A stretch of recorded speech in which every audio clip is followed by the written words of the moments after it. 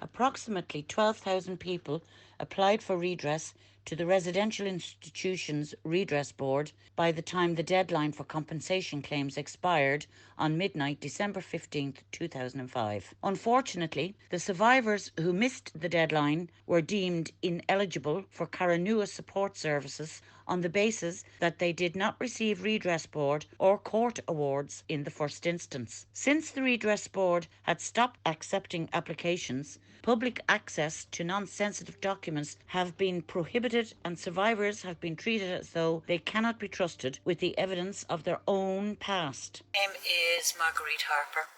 I live in Dalkey in South County Dublin. I have 2 dogs which I take care of 24/7, both rescues, and I love them. They're my world.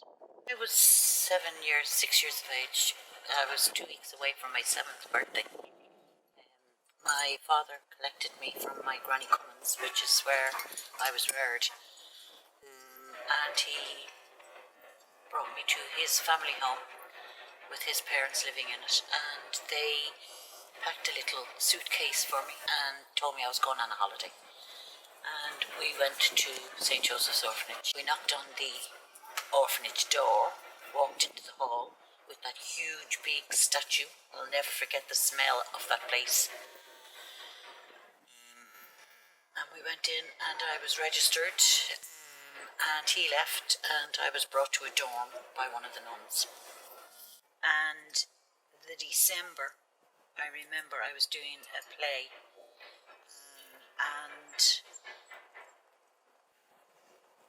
my father came to see me in the play, and as I was on stage I saw him coming in the entrance to the hall, and that's the only time I remember him coming. That's the night that I found his car and I ran away. They couldn't find me. I was in the back of his car. The most disturbing thing was that I thought I was going on a holiday.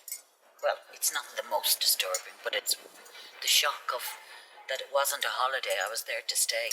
You were in bed at night time. The older girls would come and they would upturn the bed, the mattress, and you'd fall out of the bed.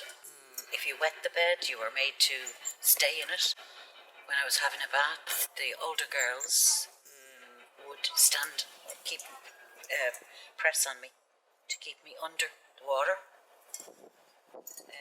The noise of the nuns going by them when I was screaming, but they never, ever protected me. That happened every time I was in the bath. I didn't really understand what was going on with me, and I just had a total meltdown on the day that Louise O'Keeffe came out of the European Courts for Human Rights, having won her case. And that day, I will never forget as long as I live, because that was the day Pandora's box just opened. I didn't realise that all of this was why I had been self-harming over the years. I wasn't able to have relationships, and I didn't know how to be able to give love without being afraid of being hurt and being damaged further and being rejected big time. I thought if I ever show anybody my vulnerabilities, I would be rejected, and that was my biggest fear all through my life. All these triggers, everything's the least little thing triggers me. It's like I don't seem to be able to. I think I'm great, and then it just hits me, and this is my life. I feel that all my life I always blamed my mother for how I reacted to any and all negative situations during my life. It was my way of surviving. I always had to pass the blame to her.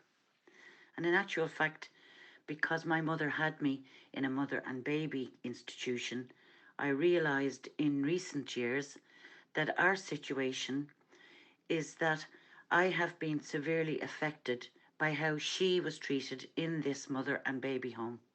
She couldn't take responsibility of me because she's never dealt with how she was treated there in that mother and baby institution.